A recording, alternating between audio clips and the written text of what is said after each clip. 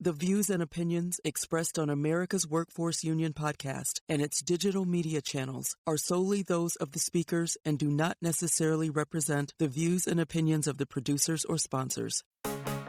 Welcome to the America's Workforce Radio Podcast, the flagship production of the American Workers Radio and Podcast Network, where organized labor and its never-ending fight to protect the rights of the American worker come first. Now, presented by LIUNA, Laborers International Union of North America. Here's your host, Ed Flash Ferens. What the Department of Homeland Security is now proposing for H-1B workers. Meanwhile, the Department of Labor citing a Georgia supermarket after a worker loses 4 fingers. And today on the show, the director of the Labor's Health and Safety Fund. Welcome to the Thursday, August 13th edition of America's Workforce, where we're available on at least 5 platforms, including YouTube, Apple Podcasts, iHeartRadio, Spotify, and Pandora. Worker safety. We're going to talk a whole lot about it today with our featured guest, and that would be Travis Parsons. Travis is director of the Occupational Safety and Health Labor's Health and Safety Fund of North America. That's a mouthful. Let me drive you to the website, LHSFNA.org,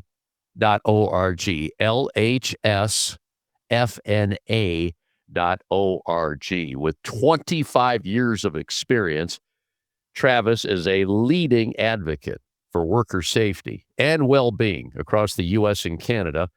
If we go back over 20 years, in 2002, he has been a key member of the Labor's Health and Safety Fund of North America, providing expert safety and health services to LIUNA and its affiliates. He's an OSHA master instructor, proud member of LIUNA Local 11, and his expertise spans industrial hygiene, infection control, ergonomics, and overall job site safety.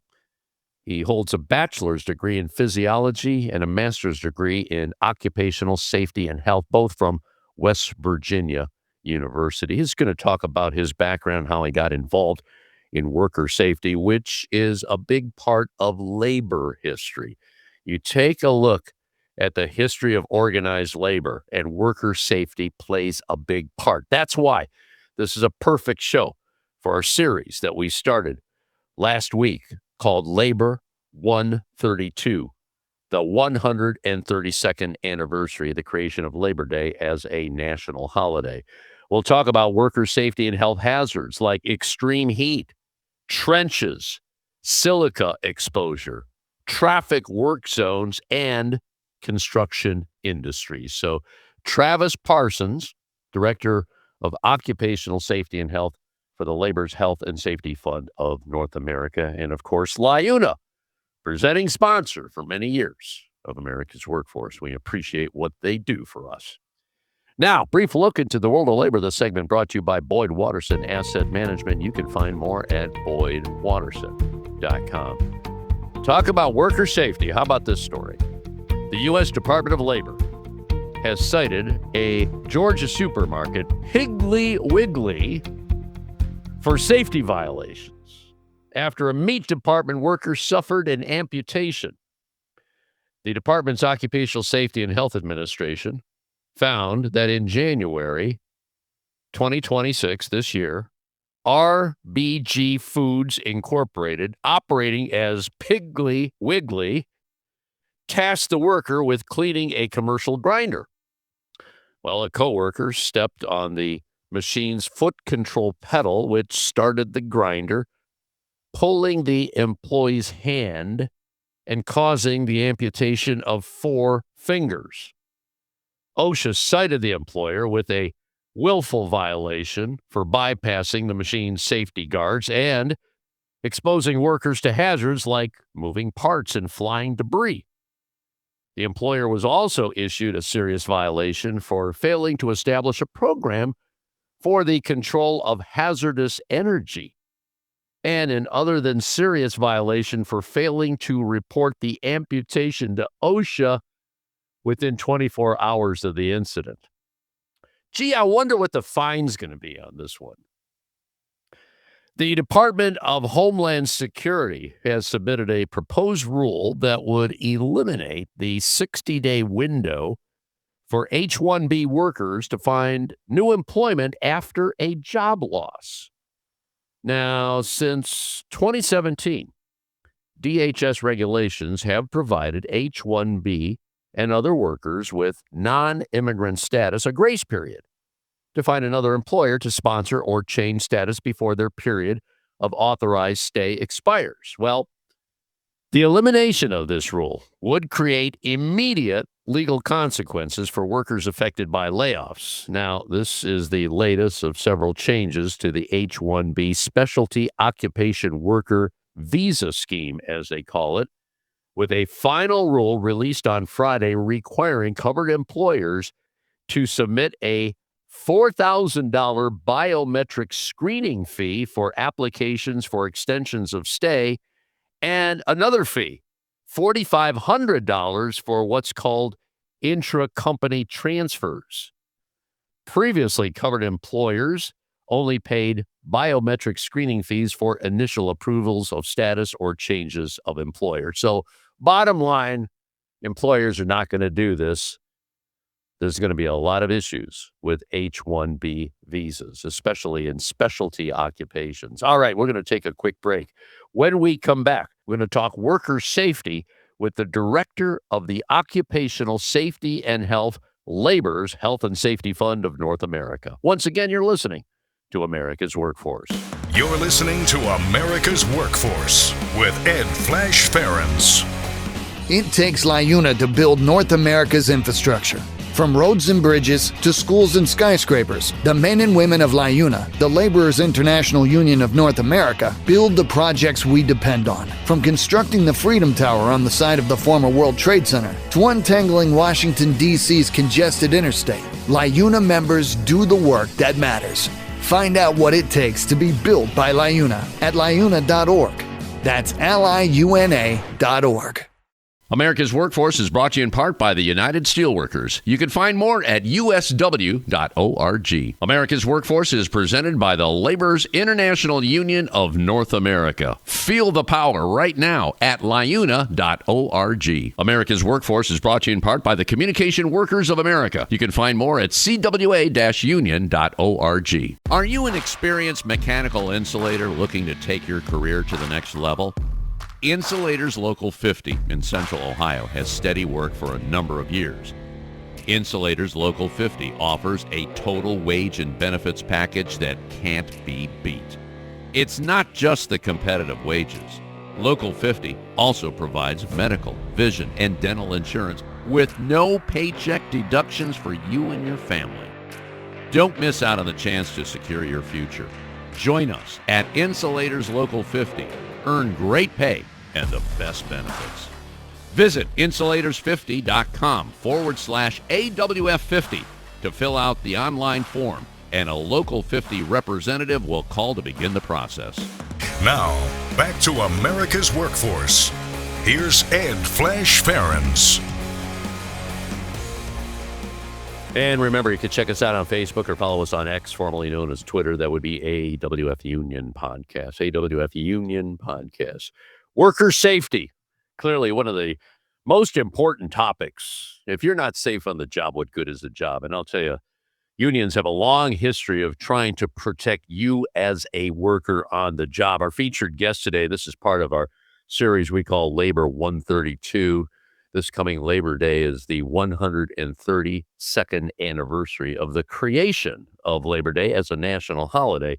Travis Parsons is the Director of Occupational Safety and Health for our presenting sponsor, LIUNA, specifically the Labor's Health and Safety Fund of North America. And here's the website that you want to go to. It's really important that you check this out and read what they're doing. LHSFNA.org. LHSFNA.org. That's the Labor's Health and Safety Fund of North America. Travis Parsons, welcome back to America's Workforce. Long time. A couple of years ago, we had you on the show. Maybe you should reacquaint yourself with our listener. We got a lot of new listeners since the last time you joined us here on America's Workforce. So go ahead, brother. Yeah, thank you, Flash, for having me back. It's just great to be here to talk about worker safety, and I like how you open it up there. To me, it's paramount. Like you said, if you don't go home the way you came in, safe and all your limbs, none of the other stuff matters. Pay rate, all the other stuff that unions fight for. So safety should be paramount on the job. A little bit of background about me. I've been working in labor's with health and safety for 25 plus years, and since 2002 with the labor. So I've been here 24 years doing occupational safety and health, industrial hygiene, job site safety. You name it, we're there. We're at the table. We do a lot of worker advocacy here for laborers across the United States and Canada. And we also do some worker training. So what made you get into this line of work? Was there any kind of family history of unions? Talk to me about that. No, it's ironic. All my previous undergrad stuff was all in physiology and healthcare related stuff. I actually worked in physical rehabilitation, and I did physical therapy in the water on traumatic brain injuries, spinal cord injuries, ortho patients, pediatrics. And I was working in the health, helping people get better once they got hurt. And I found out about the safety business. So I always say I went into prevention versus trying to fix one person at a time. Now I'm trying to prevent people from getting hurt. And I went and got my master's in industrial hygiene and safety, and that's led to my safety career. We talk about worker safety, especially during Workers' Memorial Day, which, in my opinion, I'm sure your opinion as well, just does not get enough national attention. And that's actually the date that that OSHA was created, because we didn't have an OSHA. This goes back to 1970, when Nixon was in office. In 1970, it was created, and then it actually went into place 71. Yeah. Yeah. But there was no such agency. I know a lot of states have their own, similar OSHAs and all that. But let's talk about worker safety and how we got to a situation like this. That was a struggle in itself, just to create a department like that in the federal government, right? Yeah, absolutely. Because of previous incidents, they created OSHA, and it took years of work, all the way fighting in the early 1800s to 1911. There were some pretty big incidents. I'm sure you've heard of the Triangle Shirtwaist Fire, where 146 garment workers died due to exits. The doors were swinging the wrong way, and they got trapped. There's Hawk's Nest in my home state of West Virginia, where a bunch of people got silicosis.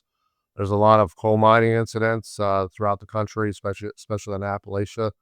That these incidents used to be treated as unavoidable when it cost doing business. Believe it or not, worker fatalities and injuries were part of the bids in some of these major jobs. And then the labor movement should get a lot of credit for shifting that way of thinking, that safe working conditions are a basic human right and a civil right. And that led to the creation, as you said, under Nixon, of the OSHA Act in 1970, which led to OSHA as it is today. Travis, let me ask you something here. It's so disturbing. You brought up Triangle Shirtwaist, and we've talked about that on the show many, many times. 140 plus, mainly women, mostly immigrants. Yes. Dead as a result of the fact that doors were locked, the fire breaks out. Why does it take a tragedy in order to get some worker safety? I could cite many examples too. There was a bridge in Minnesota. You probably remember this story. I think it was the I-35 bridge. They said, you know what? We got to do something about that bridge. It's not safe. They delayed. They took their time. They said, we'll get to it. We don't have enough money. 10 people died. Then they do something about it. Why? Why is that? In my opinion, it's not good enough because the answer to why is tough. Like, what's the cost of a human life? To me, there's no number, nothing. But unfortunately, when it comes to the politics of things and getting rules in place, whether it's OSHA, EPA, NIOSH, you name it, to get rules put in place and promulgate rules, you got to show that it's the financial burden or the shock factor there. So, and then you got to get that public attention. And back to your question about organizing and labor, and I don't know if people realize that most of our unions in this country were created about working conditions. They organize around working conditions first. I don't know if there's a number out there. I know the government, people that count the beans or count the numbers, have to have a certain amount of cost, that it's experiencing to have a regulation. They have to do an economic analysis for any new rule. So to me, there's no cost that amounts to worker safety and health, and especially preventing fatalities. But you often need that public outcry or that public support, or community support to get worker safety prevention put in place. Unfortunately, that's the way it is. I think we always need to raise the bar for health and safety, as you talked about in the beginning.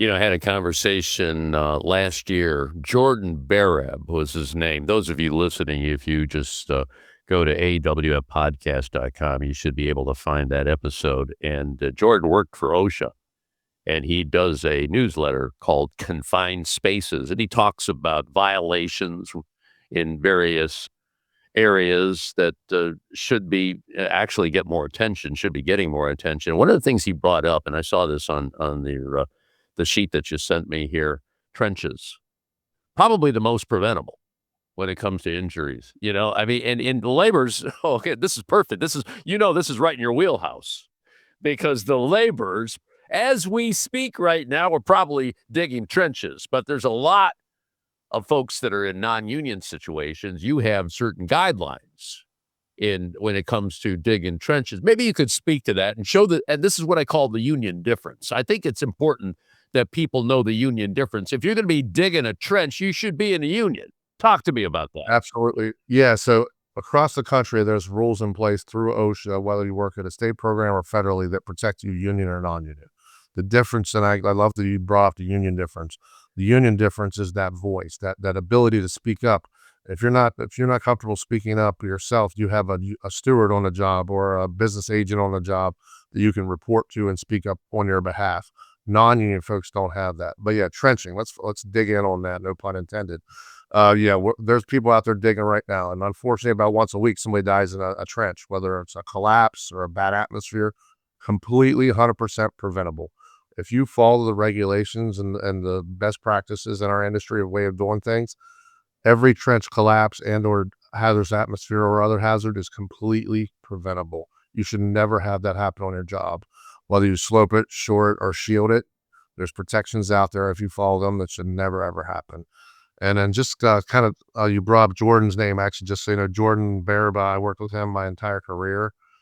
He's one of my mentors from his days over at AFSCME, the FLCIO, and also his days at OSHA before he retired. And he's still very active in the worker safety and health space, and that is an excellent blog. Like I said, he's been one of my guiding forces since day one and my work in occupational safety and health. Yeah, hopefully it'll get more attention. And it's so, I'm so frustrating to me that these don't get national attention. I mean, if an airline went down, you'd hear about it, because there's 100 people on it. But you said just now, what is it, once a week? About, give or take, depends on the year, and it goes up and down depending on, and one thing I'll say that Federal OSHA has done a good job, that they have a really good rule if you follow it.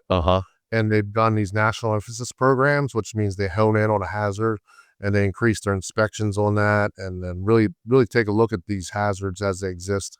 And they've done a good job over the last couple of decades, because it ticks up and ticks down, of doing national emphasis programs on trenching and excavation safety. And they've really been effective when they put them into place. So that's one thing that they can use at their disposal there to help prevent these. And they have a great rule at OSHA when it comes to trenching if you follow it. Yeah, if you follow it. That's the key part of that. But to get back to my point about the airline comparison, if it's one a day, that's 365 a year. Okay? Right. Okay. That's the story. That's the story I want to get out. That's how many people die in trenches, and the fact that it could be completely eliminated. Okay, so what are they doing wrong? They're just not boarding it up properly? There's three things you can do. You can slope it, which means you excavate it away the way you should, so it won't collapse on you. If you can't do that because of space or whatever reasons you got, if you can't slope it, you shore it. But that's the timber shoring. You've seen these trenches. It takes some engineering design, but you can actually shore the walls, or you shield it. And that's the number one solution, is the trench box. There are these, they put it down in, and wherever you're actively working, the box protects you. So those are the three things that prevent collapses, which is the number one killer out there. And then there's also these protocols of checking the air you're breathing for oxygen deficiency, other gases, different things. That's one of the other causes. And then in addition to this, in the construction industry, there's a requirement to have what they call a competent person. For every trench out there, there's supposed to be a competent person that is responsible for making sure that trench is safe. And that exists only in a construction space, not in general industry or other industries, but in the construction world, which is where our bread and butter is. There's that person responsible on every job for trench safety. Now, the cost of something like that, obviously there's a lot of companies that say we can probably get away with it, and they're trying to get away with it. But then again, you gotta weigh the cost of something happening to somebody that is in that trench that's going to perish as a result of it not being done correctly. But the cost of doing it correctly, is it astronomical or is it just? No, they're just cutting corners. I'm glad you brought that up because the cost of cutting those corners never outweighs the cost of even a worker injury, let alone a fatality. And what happens when there is an injury or catastrophe or God forbid a fatality on a job, there's no way you can replace that cost. There's not just a direct cost of what happened, but the indirect cost. The job gets shut down. You have to replace that worker, retrain workers, and move on from that. Whatever costs you were trying to save by cutting corners in the beginning because you were rushing or trying to not put a trench box in or not slope it the way you should, there's no way that's worth the cost of an incident. Our featured guest today on Labor 132 is Travis Parsons. Travis is Director of Occupational Safety and Health for the Labor's Health and Safety Fund of North America. Here's a website you want to go to, LHSFNA.org. Travis, when we come back, we could talk more about the Health and Safety Fund. Very important fund. I want to make sure you get the proper play here on America's Workforce. Back in a few minutes. Don't go away. You're listening to America's Workforce with Ed Flash Farrens. There is unity and strength for workers. We are the USW. We are the USW. The United Steelworkers. The largest industrial union in North America. We represent 850,000 members in the U.S., Canada, and the Caribbean. We work in metals, rubber, chemicals, paper, oil refining, atomic energy, and the service sector. We are steelworkers, standing strong and fighting for what's right.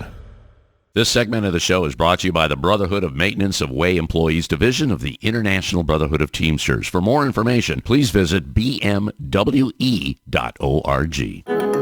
America's Workforce is sponsored in part by Boyd Watterson Asset Management, LLC. Find out more about our investment solutions tailored to meet the needs of Taft-Hartley funds at boydwatterson.com. American workers are sick of struggling to get by. It's time to get ahead. In the Teamsters Union, workers are winning industry-leading contracts, historically high wages, fully paid health care, and retirement benefits you can count on. Across the country, Teamsters fight alongside our brothers and sisters to secure a better life. It's what we've been doing and how we've been living for more than a century. When we fight, we win. Join us. Be a Teamster. America's Workforce is brought to you in part by the International Brotherhood of Teamsters, where you can find more at teamster.org. The Heat and Frost Insulators and Allied Workers are proud to be a title sponsor for America's Workforce Radio. The Insulators Union is leading the way in the mechanical insulation industry, fire stopping, and infectious disease control. Regarded as North America's energy conservation specialists, these professionals are known for their professional work and dedication. You can learn more about the Insulators Union at insulators.org. Now, back to America's Workforce. Here's Ed Flash Farrens. And remember, you can check us out on at least 5 platforms. That includes YouTube, Apple Podcasts, iHeartRadio, Spotify, and Pandora. And when you get an opportunity, here's what you do. Just sign up and receive our shows on a regular basis and give us a rating. Always appreciate those 5-star ratings, so please keep them coming. Talking worker safety today, our featured guest is Travis Parsons. Travis is the Director of Occupational Safety and Health for the Laborers Health and Safety Fund of North America. Got to salute our presenting sponsor here, LIUNA, Labor's International Union of North America. The website, well, that's liuna.org, but the Health and Safety Fund is LHSFNA.org. Since we're talking labor history here, maybe you can give us a little history of the fund here and obviously how important that fund is to workers today. I'm going to turn it over to you, Travis. Go ahead. Yeah, so the fund was created in 1988. A lot of very smart individuals in the laborers union thought we needed to do something, and they created this labor management fund for health and safety along with 2 other funds, which are known as LHSFNA Training and Education Fund, which is the skills training of the end of the business, and also our other program called LESIT, or Laborers and Employers Cooperation Education Trust. They do our marketing for our contractors and work with our contractors on getting more union work out there. So these 3 funds were created, in the Health and Safety Fund and LESIT were created in 1988 as a response to help protect our members out there. And really, it was a good vision moving forward for the laborers to create that labor management fund to work on health and safety on the job. Was there buy-in from the managers on all this stuff, the contractors and all this? Because, well, obviously, it's important. They're investing in workers. Not everybody invests in workers, like, especially when it comes to the union difference here. But in your estimation, how did that pan out initially? Yes, so we have some really good signatory contractors, and our board of trustees is half and half labor, half management, that approves or disapproves everything we do from day one. And yes, so we have some really good signatory contractors that got on that board and exist on that board today. But that doesn't stand for all contractors across the board. A lot of non-union people are always cutting corners. They probably wouldn't even have the same vision as we did. So the buy-in from our end of the business, absolutely. Some really good signatory contractors out there, but I'm not sure that's across the board in the industry. What about the current administration? We've seen pushback on regulations, and I know businesses are behind that. I'm just wondering how you assess things are. And I know a lot of states are taking it upon themselves to emphasize worker safety because the fact that the federal government is kind of shying away from it right now. What do you think? Yes, we're in this administration is a very anti-regulatory environment. They don't like any kind of regulation, no matter what it does. So that they see as regulation as getting in the way. And unfortunately, we're working in that environment right now with this administration. It's just not a priority. They're even cutting back on OSHA, a very small agency that does yeoman's work. They're underfunded and understaffed before this administration got in place, and they cut them just like they tried to cut NIOSH out. So yeah, it's a very anti-regulatory, or they're doing a lot of rollbacks on worker safety and health. It's just not a priority to them. So Travis, the issue now in Washington, and hopefully that's going to be temporary, administrations change, but this whole, and they're not alone. There's a lot of conservatives that feel, wipe off all those regulations. You know what? Let businesses can regulate themselves. You heard that many times. Now there's a regulation, there's a safety rule, and it should be followed. Often it's not being followed. And then there's this perception that they can do it voluntarily. I would imagine that has to bother you as a safety director. Yes, absolutely. I like how you laughed about it there. And history shows that voluntary safety guidelines really work without, that requirement or that oversight. So when it comes to OSHA and or any other regulatory body, enforcement is really important. Just like think about when you're driving down the road and you get a miles per hour speed limit. Most people, if it's 55, most people are driving 65 or above. But how fast would they be driving without that speed limit in place? So it's the same thing. If you don't have real enforcement and real mandatory protections, people just don't follow them voluntarily. You were talking earlier about preventable things and, specifically digging trenches. The other one is traffic work zones. We've got a big local here in northeastern Ohio, Tony Libertor, and local 860. And they're pretty much highway workers. And, they're very vocal about, hey, slow down. You're just talking about those traffic lights. And LHSFNA has been very vocal on that. I was wondering if you could speak to that, because there's, again, something that, we could bring that number down. Yeah, absolutely. Way too many people are hurt and killed on our road jobs, whether it's our workers on our side of the barriers or the traveling public themselves when they come in our work zones. And by the way, with the right will and funding and bid process, we have the playbook to prevent run-over, back-over injuries in work zones, especially on our side. And then also we got to deal with that traveling public trying to come into our work zones.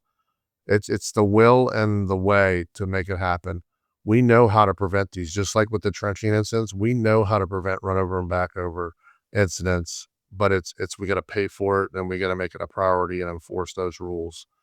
For example, on a road job, there's requirements called positive protection versus cones and barrels on when there's higher speed traffic. there's way too many cones and barrels out there where there should be what's called positive protection, which is like a barrier. I mean, I don't know if you've ever been on a road job and stood next to traffic going by, 55 miles an hour plus and way up. As you brought up, speed is always the number one factor there. And quite frankly, cones and barrels don't work. We need more barriers out there. We need more positive protection. And then on the worker side of things, there's concepts called internal traffic control plans. They need to be required, not just a good idea on the job. And the number one way to get all that done is to get it in the bid. So basically, if you get all these safety precautions put in the bid across the field, it levels the playing field for everyone. And when it's a requirement to do these things on the job, it protects both the workers and the traveling public. Travis, does it ever, it probably does, frustrate you, the fact that we're even having this conversation? I mean, this is a no-brainer. It's very, very frustrating. I always use an example of, you and I can't go buy a personal car right now without having a camera in it, a thing that maybe buzzes our seat, maybe even stops the car from running over or backing over something, an object, or let alone a person. Why isn't our work zones like that? Why isn't our heavy equipment like that? Why don't we have all these bells and whistles to protect our workers just like we do our personal cars? It does boggle my mind. It's very frustrating because, again, it's completely preventable and we have the playbook. We just got to implement it. What about the states? Are they picking up the slack, in your opinion? Yeah, some have, and I'm glad you brought that up because, that's what we're doing. We focus a lot of our advocacy efforts at the state level on state programs that do believe in progressive programs to protect workers. So I have seen us, especially when it comes to heat illness, I have seen several states pick up the ball and run regardless of what's happening at the federal level. Yeah, I know it's been a pretty hot summer. So, yeah, there's that's an issue there.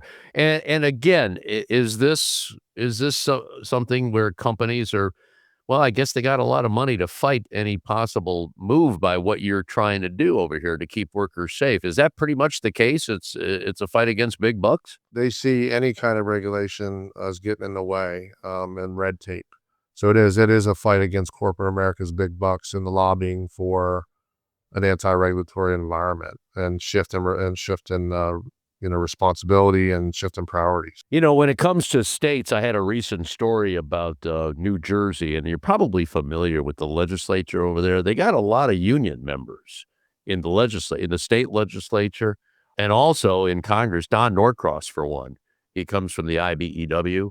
And he's been very vocal, and we're seeing, issues like misclassification of employees when it comes to worker safety. They're very, very vocal, and they're getting things done. And they're also increasing the penalties. I wonder if you could speak to that, maybe. And I know LIUNA is very involved politically in making sure we get the right people in office, so people, especially the workers, are safe. Yeah, so we're very close, and we've worked with Mikey Sherrill over the years to help her get to where she's at. And I agree with you. So OSHA fines are not what they should be. And if you go back a couple administrations ago, they actually did start increasing them. They were supposed to follow inflation under David Michaels' regime, or when he was the head of OSHA. And that was a very good thing because OSHA fines are pennies compared to other fines that you can experience on the job for permitting, whether it's the EPA or others. They lag behind. And so it's really good to see a state program continuing to increase their fines and increase that with inflation across the board. And the way that works is federal OSHA sets the fines, and it's up to the state OSHA programs to step up to the plate and increase theirs. And typically when the fines increase, the companies finally get it? Yeah, they take it more serious. Yeah, a bigger stick, or whatever you want to call it. If the fines matter, then they're gonna listen to the preventative steps that those regulations require in the first place. Yeah. If the fines are pennies on a dollar, then they just look past them and just factor them in. Yeah, like you said earlier, the cost of doing business, pay the fine, just continue to do what we're doing. So what if somebody gets hurt? Very sad, very sad. Well, we're happy to have you in your position, Travis. Travis Parsons is the Director of Occupational Safety and Health for the Labor's Health and Safety Fund of North America. This is part of our series we call Labor 132, celebrating the 132nd anniversary of Labor Day. And I'll tell you, if you take a look at labor history, there was a fight. There was a big fight. People died to get to where we are today. We got to remember that. Travis, you take care, stay safe, and stay in touch. Okay, brother? Thank you very much, Slash.